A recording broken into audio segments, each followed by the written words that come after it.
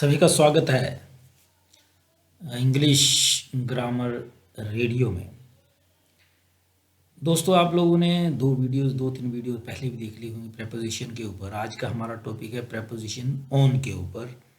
On का प्रयोग हम अलग अलग ढंग से करते हैं, लेकिन जो मुख्य 4-5 उपयोग हैं, यूजेस हैं, वो हमने एनालिस्ट करे हुए हैं। और जो मैक्सिमम जो कॉम्पिटिटिव एग्ज़ाम्स होते हैं, प्लस बोलचाल की तरीके में भी, बोलचाल में भी जिनका प्रयोग बहुत ज़्यादा होता है, जिस ढंग से उनका उपयोग अधिक होता है, उसको हम लेकर के आए हैं। टेस्ट में जो बहुत बार पूछा जाता है वही तो जो उसके यूजेस हैं उनको हमने ज़्यादा स्ट्रेस दिया हुआ है। आप लोगों को बताया था कि इसका सबसे अच्छा तरीका ये है कि आप जितना अधिक प्रैक्टिस करेंगे आप इसमें परफेक्ट होते चले जाएंगे। जैसे ऐट और इन का प्रयोग आप लोगों ने देखा होगा। अभी हमने थोड़े से यूजेस बताए हैं उसमें, लेकिन आपको डेली रूटीन में कोई एक आधा घंटा रोज कोई नया पेज खोल करके उसमें देखना होगा कि ऐट या इन का यूज़ कैसे हुआ, कहाँ हुआ है। प्रेपोजिशन का यूज़ जो अलग अलग न्यूज़पेपर अगर आप पढ़ लें, कोई मैगज़ीन का पेज पढ़ लें, या कोई आपके सब्जेक्ट की किताब ही पढ़ लें, उसमें आप देखेंगे इसका, इन का, ऐट का या ऑन। आज हम ऑन पे कंसंट्रेट करेंगे, तो ऑन का यूज़ कैसे हुआ है ये ध्यान देना। जब आप प्रैक्टिस करेंगे, देखिए ये हो सकता है ये चैप्टर, ये लेसन्स आपको जो लेक्चर हैं ये लगता है बड़ा ज़्यादा लंबा है, इसका क्या मतलब है। लेकिन अगर आप 10 या 20 मिनट एक बार एक टॉपिक के ऊपर दे दें, बड़े ध्यान से सुन लें, कर लें, फिर आपको पूरी उम्र ऐश करने से कोई नहीं रोक सकता, क्योंकि आपको वो टॉपिक क्लियर हो जाएगा। ठीक है ना। तो थोड़ा सा टाइम जरूर दीजिए, सो दैट आप बड़े ढंग से पूरी उम्र पे एंजॉय कर पाएंगे, क्योंकि आपका ये टॉपिक क्लियर हो जाएगा। आज हम कर रहे हैं O N on as preposition. On का प्रयोग देखिए, दिन यानी डे, तिथि यानी डेट के साथ भी होता है। ठीक है। और एक और ढंग से होता है बिल्कुल ठीक समय पर। अगर किसी को बताना हो तो this was the exact time, you reached on time, तुम समय पे पहुंचे। जैसे पुलिस पहुंच जाती है कई बार, या हीरो पहुंच जाता है बिल्कुल एग्जैक्ट। जब किसी को ज़रूरत होती है, क्लाइमैक्स होता है, तो हीरोइन का या परिवार का, हीरो के परिवार के ऊपर, तो पुलिस या फिर हीरो बिल्कुल टाइम से पहुंच जाता है और बचा लेता है, वही उसमें ऑन हो जाता है, ऑन टाइम। यहाँ ध्यान दीजिएगा। जैसे अब ऑन डे किसी भी दिन के साथ या तारीख के साथ यूज़ होता है किसका, ऑन का। कैसे वो यूजेस बता रहा हूँ आगे, लिख लीजिएगा इनको अपनी कॉपी में और बार बार प्रैक्टिस करिएगा। फिर रीडिंग मारिएगा, तो आपको बड़ा आसानी से समझ में आ जाएगा। He will return to Una, UNA Una, on Sunday. He will return to Una, UNA Una, on Sunday. Next है, India got independence on 15th August 1947. India got independence on 15th August 1947. His birthday is on 9th April. His birthday is on 9th April.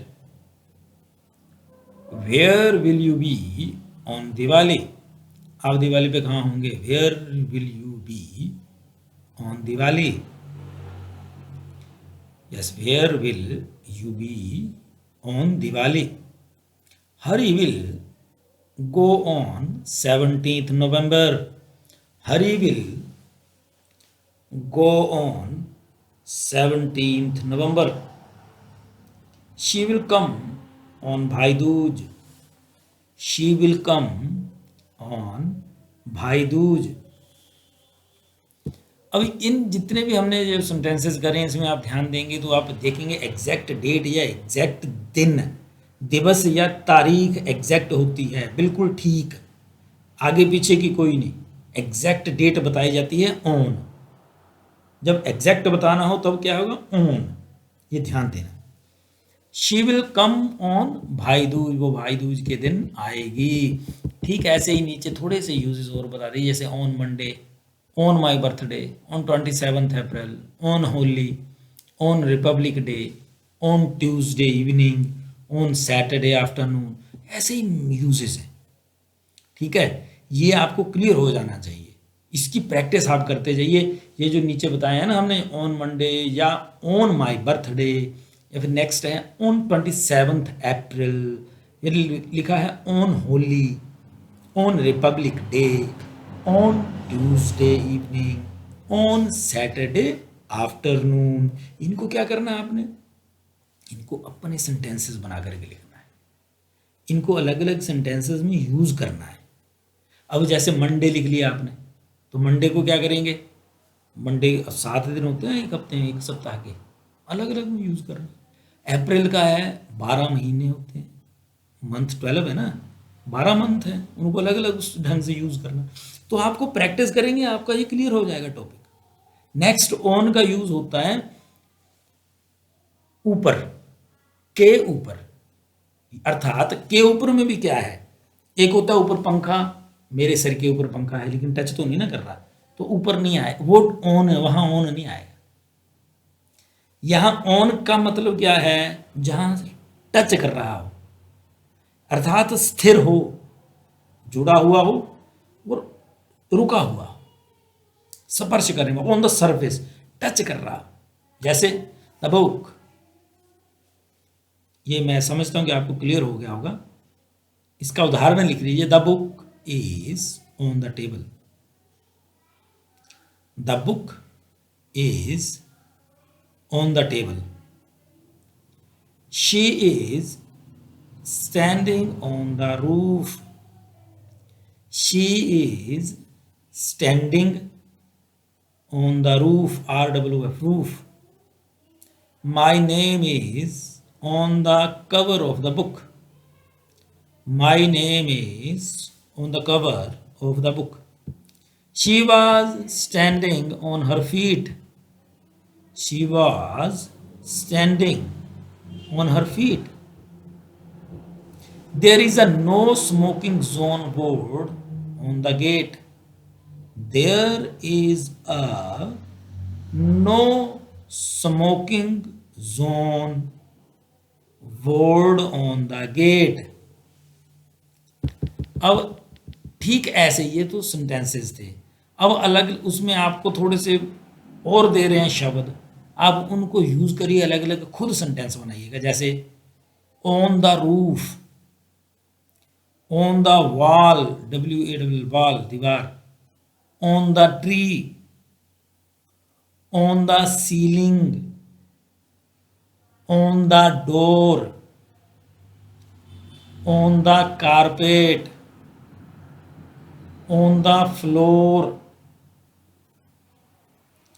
on the menu, या menu बोल देते हैं, hotel में ढाबे में जाते हैं तो मेन्यू बोलते हैं, MENU, on the menu, on foot, FWD, foot, पैरों पे, on the chair, CHAIR, chair, on the bike, etcetera.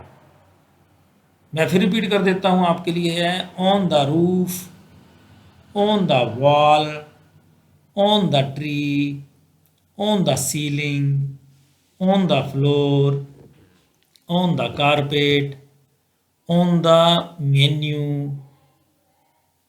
On foot, on the chair, on the bike, etcetera. ये ध्यान देना, दो बड़े महत्वपूर्ण यूजेस हैं। नेक्स्ट है किसी स्थिति या पर्टिकुलर इंसिडेंट के बारे में हो, विषय के संबंधित हो, वर्तमान स्थिति, वर्तमान स्टेट, प्रेजेंट स्टेट जो है उसको व्यक्त करने के लिए भी ऑन का प्रयोग हो जाता है। इसके यूजेस मैं बता रहा हूं। आई am writing a book on English grammar, I am writing किससे संबंधित है, किताब, on English grammar. I am writing a book on English grammar. मैं फिर बता रहा हूं, यहां पे हम जो ऑन का यूज कर रहे हैं वो है किसी स्थिति, संबंध, अर्थात उसका रिलेशन, विषय, मतलब प्रेजेंट स्टेट, वर्तमान स्थिति के व्यक्त करने के लिए भी ऑन का प्रयोग होता है। उसका उदाहरण है I am writing a book on English grammar. Next है शी इज ऑन पिलग्रिमेज, धार्मिक यात्रा पे हैं वो। Ashu is on business tour. Ashu is on business tour या tour. Laddu is on holiday. Laddu is on holiday. अब यहाँ पे ऑन हॉलीडे का अर्थ ये तो होगा नहीं कि स्पर्श कर रहा, टच कर रहा, इसका अर्थ तो यह है कि स्थिति बता रहा है। लड्डू कहाँ भी ऑन हॉलीडे।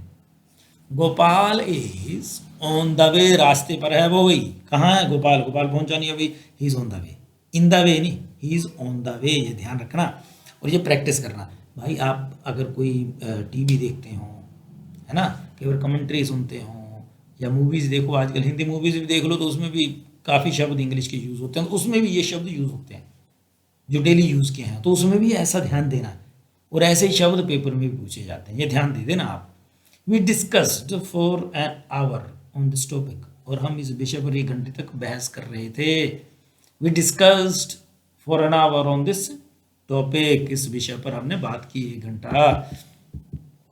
नेक्स्ट ऑन का यूज है परिणाम या कारण आदि बताने के लिए, दैट इज रिजल्ट, उसका परिणाम क्या है।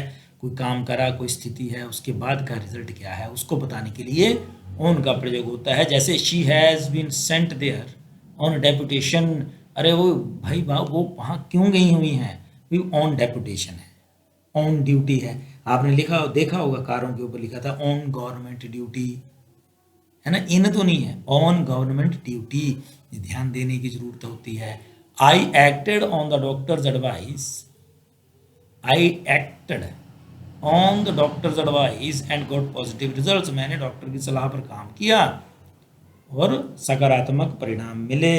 ये बताता है कि किस चीज़ के ऊपर क्या परिणाम बना है ना। यही आगे आपने बस इसी की प्रैक्टिस करनी। मैक्सिमम इससे रिलेटेड आते हैं, लेकिन कई बार अलग अलग और भी पूछ लेते हैं जो आप मैक्सिमम प्रैक्टिस करते हैं, पढ़ते हैं, अर्थात मेरा कहने का मतलब ये है। ठीक है, तो आप इसको बड़े ध्यान से रिवाइज भी करें और रोज प्रैक्टिस करें। ऐसे ऐसे सेंटेंसेस आप देखें कि इसमें प्रेपोजिशन कौन सी है, ऑन का प्रयोग किस रूप में हुआ है, प्रेपोजिशन कहाँ पे यूज़ हुई है, कौन सा नाउन और प्रोनाउन आया है कि इसके साथ इसका रिलेशन बता पा रहा है। तो ये प्रैक्टिस आप करना शुरू कर देंगे रोज़। इसको बोझ ना समझिएगा। हो सकता है 10-15 मिनट का ये टॉपिक आपको लगे अरे इतना लंबा हो गया, लेकिन जब आपके लिए क्लियर हो जाएगा 1 या 2 बार देख करके, सुन करके, पढ़ करके, लिख करके, तो ये पूरी आपकी उम्र का सुख है। भारत माता की जय, वंदे मातरम।